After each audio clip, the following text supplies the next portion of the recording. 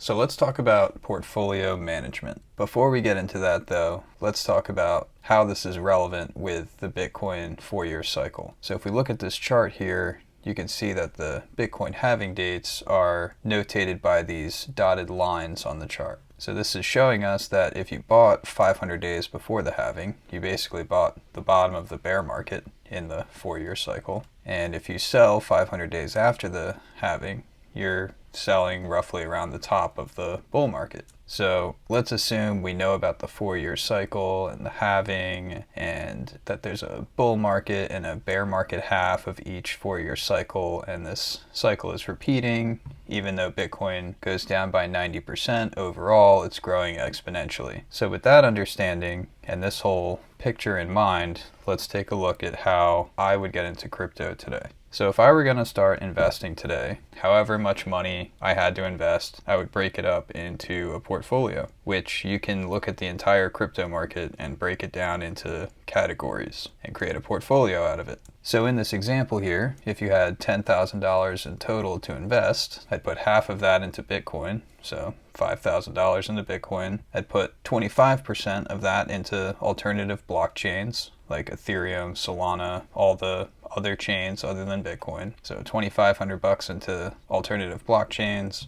I'd put 15% into blockchain applications, or in other words, other tokens that run on these other networks. And then I'd leave about 10% in stablecoins, just in case the market dips after I invest. I can have some powder on the side or some stablecoin on the side to buy more. Now, before we go further with this, let's understand what all of these crypto assets actually are. So there are blockchain networks, and then there are decentralized applications that are built on these networks and then run on these networks. So Bitcoin is a blockchain network, and the only asset on Bitcoin is Bitcoin itself. There's not really anything else built on Bitcoin. Then there's all the alternative blockchains, and that's Ethereum, Solana, Cardano, Atom, every single other one you can think of. Those are all alternative blockchains. But unlike Bitcoin, they have a bunch of applications that are built on those networks, and that's like all your DeFi protocols, your NFT marketplaces. It could be any type of decentralized application that somebody wants to build on one of these networks.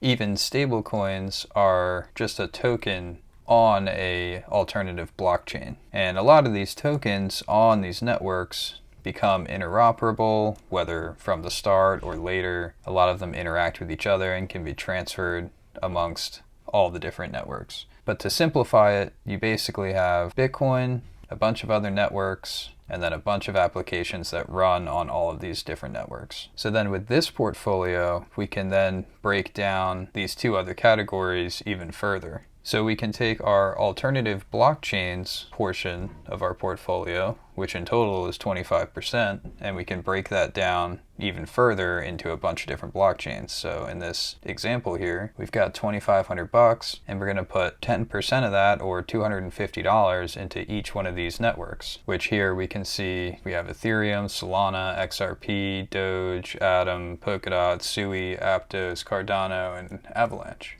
We can then do the same thing with the blockchain applications. We have $1,500 in total to invest, and then we split that up equally into 6.7% into each, or $100 into each one. And now we're diversified within our blockchain applications. So we got Lido, which is a Ethereum L2 staking protocol on Ethereum. Uniswap is an Ethereum decentralized exchange. Jupiter is the same thing as Uniswap, but on Solana. Osmosis is the same thing as Jupiter and Uniswap, but it's on Atom. Audius is a music application on Solana. Pepe is a meme coin on Ethereum. FET is artificial intelligence, originally on Ethereum, but now it's on other networks too. Aave is a lending protocol on Ethereum. Compound is the same thing as Aave, basically. IMX was a Ethereum token, now it's its own network, but I still would categorize it here. Beam is another token that was on Ethereum, and now it's becoming its own network. Ondo is a real-world asset token on Ethereum. Chainlink is an oracle on Ethereum. Shiba Inu's another meme coin on Ethereum. And Wormhole is a bridge that's native to Solana but interacts with all of the other chains because it's a bridge.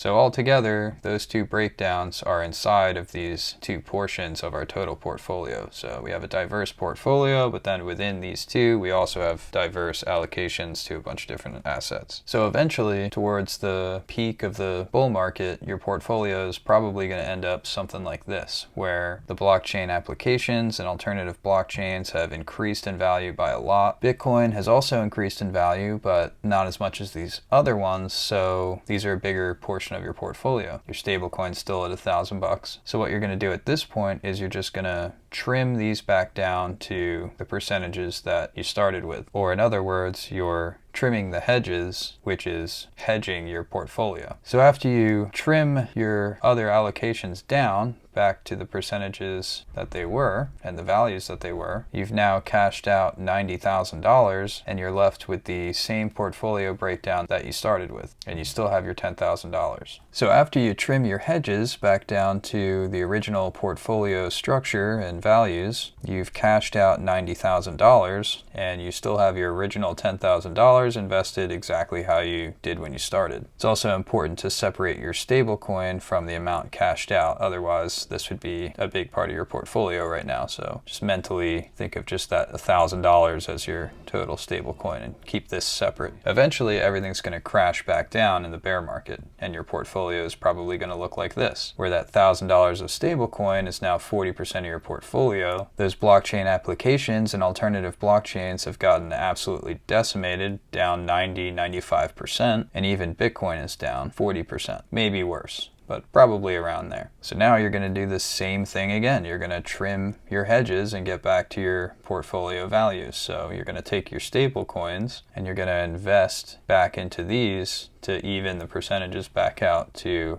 what you originally had. And once you do that, your portfolio will look like this. So you're back down to your same percentages you had before, but you have $2,500. Now, of course, at this point, remember you still have that $90,000 on the side that you cashed out, so you could always reinvest in all of these. I would say a good rule of thumb is maybe cut that in half. Put $45K back into the market and keep $45K cashed out. So now, putting this over the chart we were looking at before, we can see how we can make money with the cycle by literally just trimming the hedges and maintaining a portfolio. So ideally, you get in at the bear market 500 days before the halving with this portfolio. Then it's going to blast off into the bull market 500 days afterwards. You trim the hedges back down to your original portfolio and cash that 90K out. And then you sit and wait for the next bear market 500 days before the next halving. Your portfolio will look like this. You trim the hedges again, maybe invest some of that cashed out money back in if you want to play the next cycle, and then you repeat this pattern. Congratulations, you're a hedge fund manager. So it's probably a good idea to also DCA, or dollar cost average, into every position and do the same thing in reverse out of every position. So what I mean by that is, instead of trying to time the very bottom, which is impossible, and buy everything all at once, you buy over the span of 3 to 5 months, whatever you want it to be. And then you can do the same thing in reverse when you're selling. So instead of trying to sell the very top, you can sell over the span of 3 to 5 months and do a weekly sell, monthly sell, but you're trying to maintain that portfolio the whole time. So if we go back to this chart, when it's time to buy 500 days before the halving, instead of dumping all your money in at one time, you can spread this out over 3 to 5 months around this time period. That way you get an average of the bottom and you're not trying to time the very bottom. And then you can do the same thing in reverse. When it's time to sell 500 days after the halving, you can sell for 3 to 5 months, do a weekly sell,